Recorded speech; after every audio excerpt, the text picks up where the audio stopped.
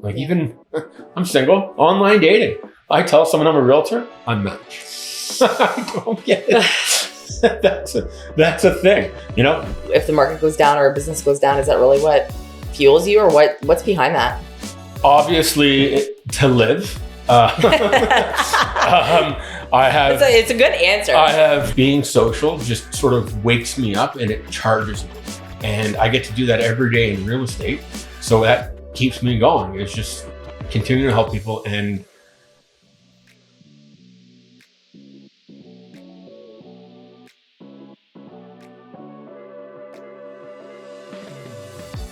welcome everyone to the Complete Realtor Podcast. I'm Tanya with Keller Williams Complete, the team leader here, and I'm sitting with none other than Phil Wadden.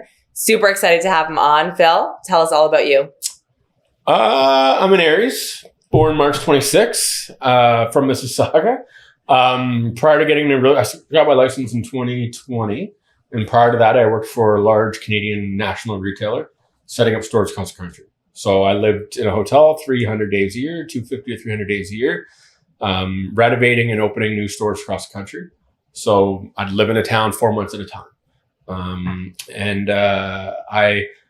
Someone told me that they knew I wasn't long for that world anymore. And they said, you need to find something where you're selling something and you're building relationships with people. And I went back home that night or to the hotel and I signed up for real estate.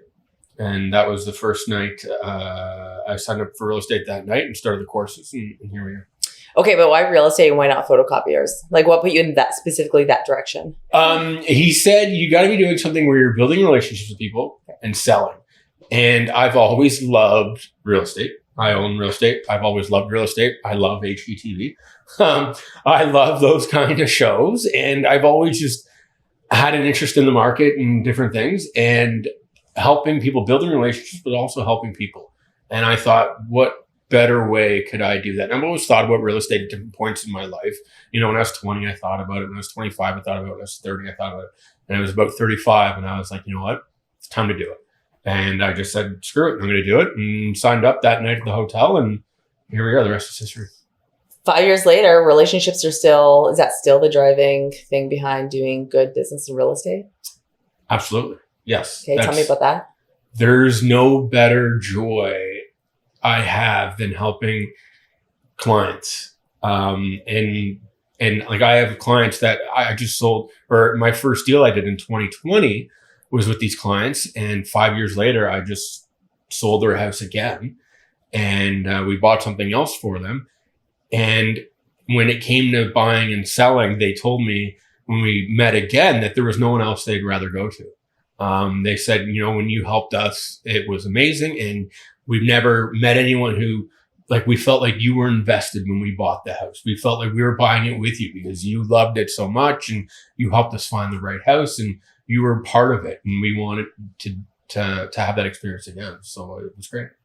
Is that, I would say, the element that carries you through? Like, if the market goes down or a business goes down, is that really what fuels you, or what's behind that? Obviously, to live. I have. It's a good answer. I have bills to pay, but it sounds so cheesy, but I want to help people, and that gets me excited. Like, there's nothing more exciting than when I go for dinner with 4 or 5 people, and I feel like I help carry that dinner along, and I help. And it just being social just sort of wakes me up and it charges me. And I get to do that every day in real estate. So that keeps me going. It's just continuing to help people. And I feel like I'm all over with this answer, but no, I think it's pretty clear. like that drives me helping people. And I see so many people who are getting bad advice, who friends of mine are saying that their friends bought a house and this and that. And it was just a terrible experience. And I came from a background where I was on a couple teams and I can provide that great experience. So the more people I can help, the better I feel. So that's interesting. The only thing coming to my mind is, has there ever been a time that you didn't want to help someone? You're just like, this is not working. Like, we're stepping away from being in business with each other in terms of buying or selling real estate. Or what would cause you to be in that situation? I've had that situation before where I've worked with a landlord, and we just didn't align in values, and we didn't align in what we just didn't align, and we just decided to not work together. But in real estate, in my prior life when I lived on the road and was working on the road, I would live in Newfoundland for, months at a time. I'd live in BC for months at a time, all over Canada, where, people with different background, cultures, whatever. And I would learn to become part of that family, that community. And so I've worked with all kinds of different people.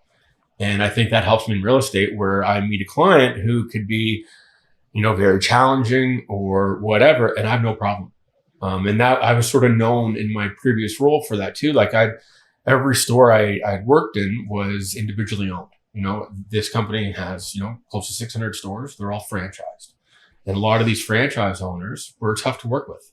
And I had that reputation where, we'll send Phil there and they'll just become best friends. And, the home office would want to stay away from that store because of the reputation of that owner.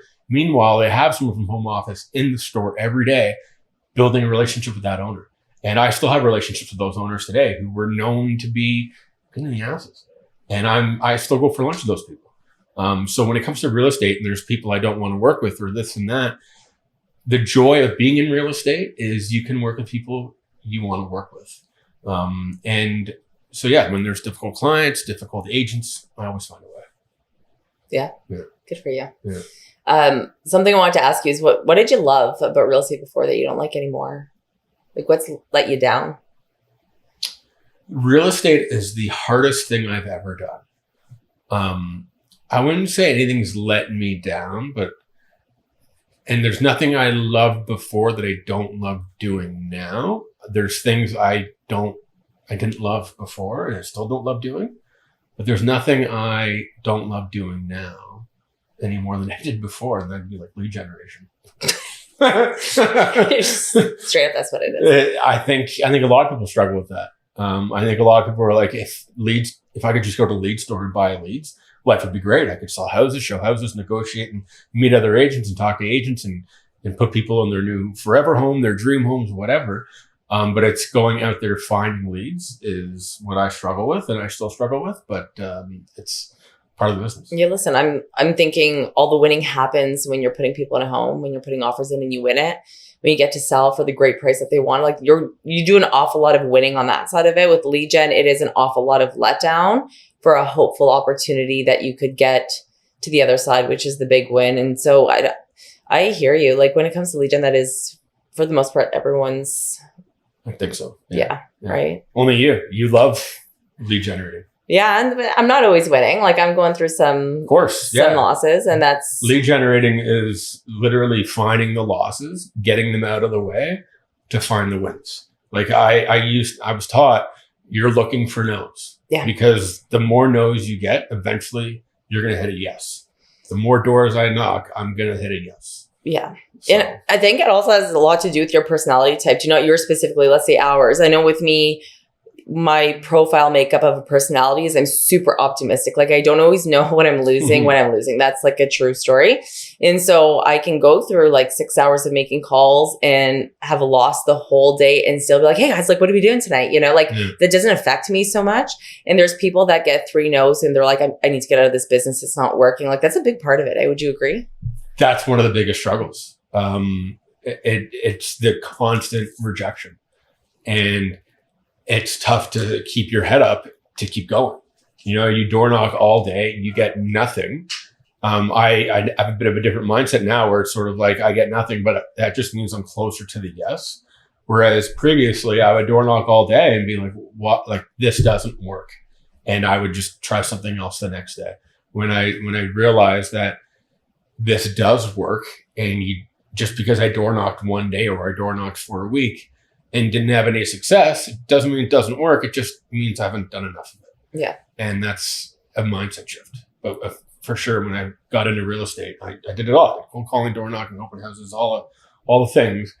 And I didn't do enough of it. So I got bogged down and realized that, I'd start to doubt myself. So what's the strategy that works for you? Which source of lead gen is the winning one for you? And which one is like, I'm staying, like, that's not happening? Obviously my database. When I got into this business in 2020, I didn't have much of a database in Hamilton or in this area. Spending 10 years on the road, I lost a lot of friends and relationships.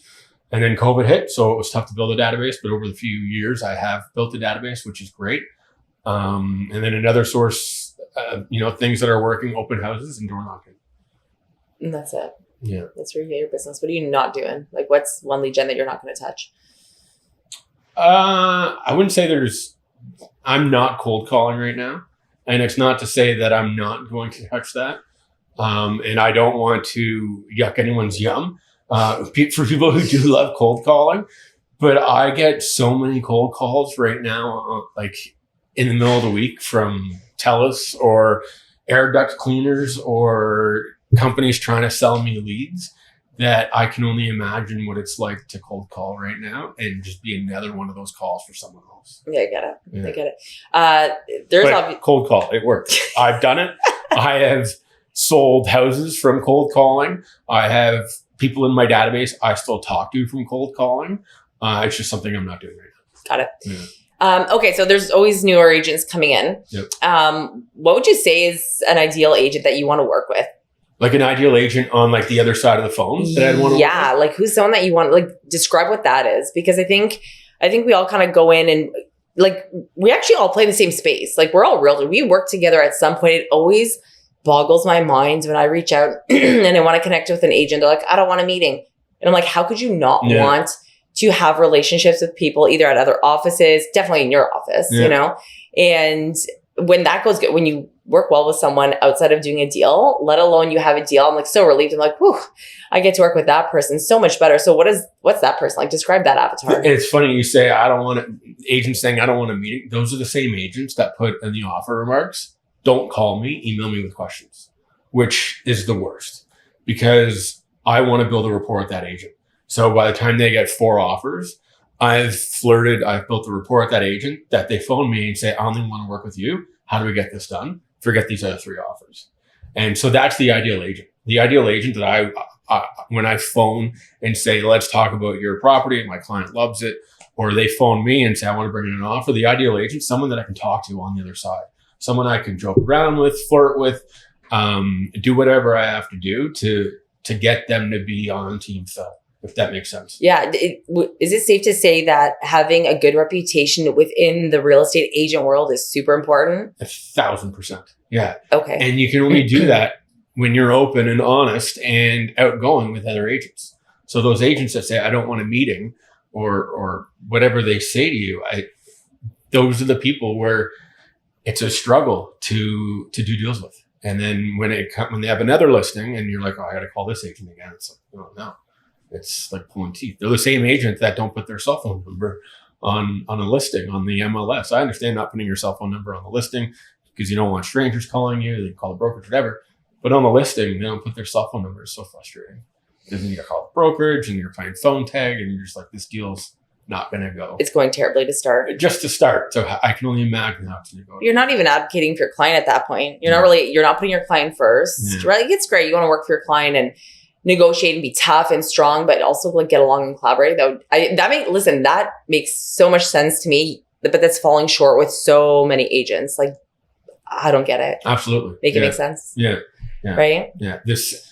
And when I got into real estate, someone, like I said earlier, someone said, you got to be doing something where you're building relationships. And I thought that would be with clients.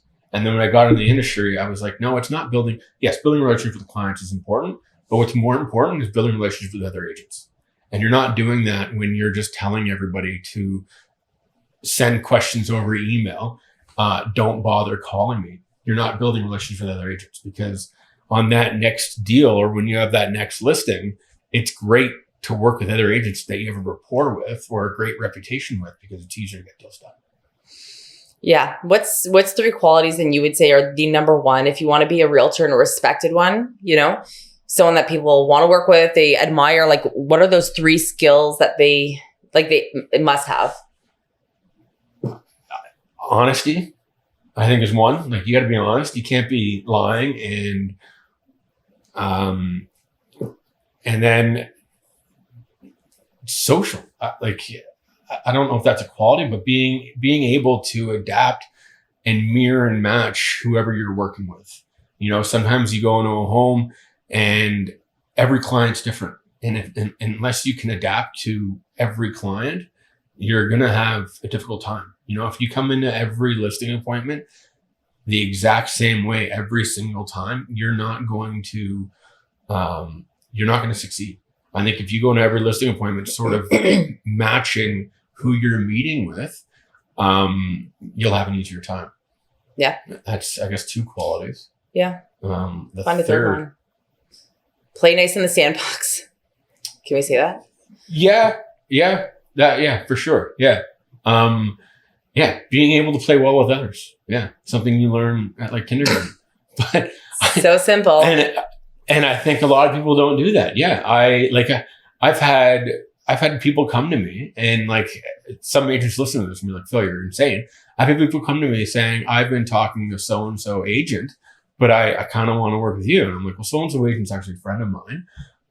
So like, I'm just going to remove myself from this because they're in my brokerage. They're a friend of mine. We may have been on the LC together, whatever. These are things, those are relationships I want to keep. And as much as I would love to service this client, at the same time, they're going to be in great hands with a friend of mine, and I'm not going to take something away from a friend of mine. Take food from others to feed yourself. Yeah, I get that.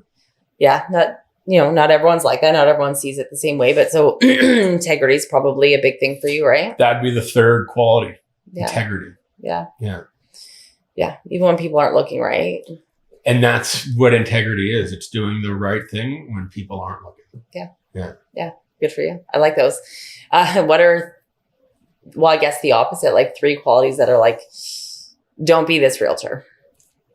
People who aren't looking to help people and who are just chasing the money. Like, yes, real estate is great and you can make great money and the freedom is great. But if you don't come from a place of honesty and integrity, and you're just looking for your next deal, it's tough. And I think you'll have a hard time. And people who can't adapt and who are just sort of one level are going to have a hard time too. Well, yeah, because you're chasing the money. Like, at some point when you're done chasing that one deal and it works out and that's great, the chances, I mean, there are realtors that exist that we know behave this way, and like, they don't have repeat referral. I'm confident when I say that if you take care of the people, the business will show up and by repeat referral. Would that be fair? Absolutely. And if you're transactional, which is like, I just want the paycheck, they're going to feel that at some point. They're not going to appreciate you. Certainly, you're going to have to find that business time and time again. You're going to run yourself dry. It's terrible quality. It's not about the money. Absolutely. No, the money is the bonus. And like, people get mad at me with the commission I offer or the commission I ask for on listings and stuff like that, because I'm a firm believer that AI and everyone's coming after our jobs. And I think a lot of people think real estate agents get paid too much already. So when it comes to money, that's secondary to me. It's more about helping people, and building relationships and doing what's right. Well, defend that value then. I would love to hear you defend realtors against the wave that's coming. Tell me that. I think a lot of people think AI is going to take over. I don't believe that.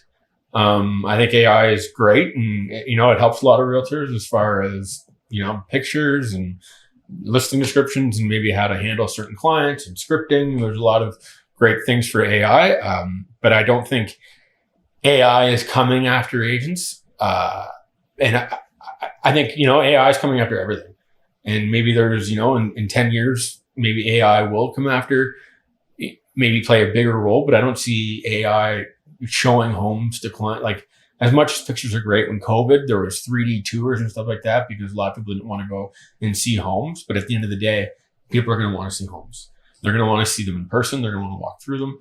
So I don't see how AI would help with that. Walk me through the value of a realtor, that when people, because you said earlier that people say that realtors are overpaid. Like, I think people think that. Mike and I were looking at stats, and in Jacksonville, I could be lying. Let's even pretend I don't know the city right now, so it's slipping my mind. But one of the lowest producing agents at that office is doing 11 transactions. And one of the mid producers are doing 70 plus transactions. That's amazing. And all to barely break $300,000 in commission. Because their values are so, it's wild. Yeah. And it's interesting, like this market, you're right. You can really do 2 deals and be like, I can't take vacation this year because that's just gravy, right? Like it's for a lot of people, that's extra money. And listen, if someone has a full-time job and they're doing 2 deals, you know what I mean? Job, like, absolutely. That's what I'm saying. Like you can do that, right? You can work full-time and be like, oh, I have so much family. Someone at some point is going to buy something and I can go on vacation with that. And I don't like it. I don't love the idea of having to do 70 deals plus to make $300,000. Like that is a hard grind and he deserves it. The gentleman that's doing that business. And there's a lot of them. What that's going to do is take a lot of people out of the market, because right now I know with a lot of realtors, like where you likely struggle is if you're dealing with an agent who doesn't do this professionally, full time, and at a high level, like that makes your transaction harder. You would agree? 100%. Yeah. I see a lot of people, and I know those people, friends of mine, family members, cousins, who want to do this part-time. And that I think that'd be tough because you're not in the business. You aren't, you're not aware of what's happening in the market. Is this a down market, a buyer's market, a seller's market? You're not aware of those things. And so, that could be challenging, but of course, if you have a full-time job and you can, sell houses to friends and family part-time, that's great. But I'd find that very difficult to do as someone who, and it's tough. I left a full-time job to get into real estate, and it's not like, week 1 I had a deal and there was a paycheck coming. There certainly wasn't a paycheck coming. Well, are you saying it would be difficult for you to do that, or that'd be difficult for any agent to live in that world? I think it'd be difficult for any agent to live in that world. Unless you have, even if you have friends and family lined up ready to go, you're going to have a difficult time navigating how do you get this offer across the finish line. Especially right now, it takes a lot to, like, if you have a friend or if you have a friend who's selling a house and you're a brand new agent, sure, you can put a sign outside and take pictures, but it takes a lot to get a house sold right now. Like I have a condo on the market, I have a triplex on the market, I have a couple things on the market, but it's days on market are super high right now. And it takes more than just putting a sign in the yard to get a listing sold. And if you're doing it part-time, I'd imagine it'd take even more work. What's something about the industry you want to change? If you're like, this needs to change, that like it needs to happen now, that you think by having that change, everyone would benefit, or at least the clients would. Like, I think they're number one, right? Clients come first. Like, what's something you think needs to change? I don't think I've been in it long enough to say either way. I've been doing it 5 years, but I think the perception of realtors I struggle with. The perception that we get, like when we cold call or when we door knock and we say, hey, local realtor, people just aren't excited to see us all the time.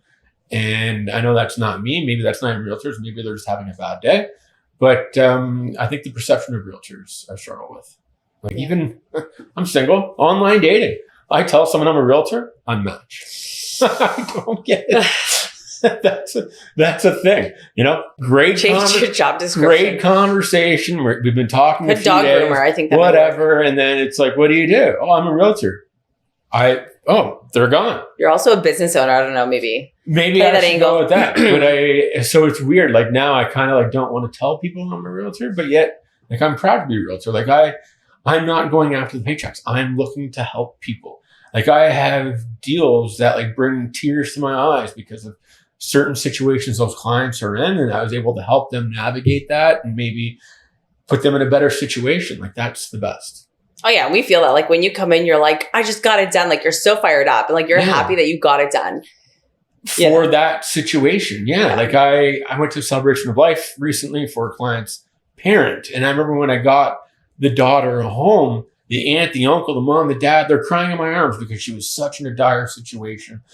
Couple cute kids and, nice, cute family. And they needed someone to give them a hand. And someone to work with them. Their budget wasn't great. And a lot of agents were like, you're not going to find anything. Well, guess what? We did find something. And all they needed was someone to say, like, let's do this together. Come with me. I can help you. And I helped them. It took a long time. It took a lot of work, but we did find something for them. And like, I helped change their life, and their family will forever know that. And I'll never forget it. Phil, I got to tell you, this shows up when we talk to leadership. We do always talk about the avatar that we want at our brokerage. It's important, right? It's important for us to know exactly the type of realtor makeup we want to serve the community with. And truly, that's really someone like you. Like, it's so appreciated that I know when you go out that you represent us in such a great way. You're always honorable, you have great personality for all those ladies out there that are single and looking. But you take care of us. You always took care of us. And I know, someone asked me a while ago, they're like, if you're straight on the side of the road, who's someone at the brokerage you could call? And like, in a heartbeat, it's Phil. Like, I know I could always call you, that you would always step up. And you've done that for so many people. You should know that. And if I could have a dozen more Phils, hundreds of more Phils. Just a bunch of single Phils. Just a bunch of Phils roaming the office. Yeah. But no, I appreciate that. That it goes a long way. It's a big deal. And our agents love having you around. So cool. And I Keller Williams, this broker specifically, has been great. I love coming in here. There was a time where I didn't love waking up, going into the office.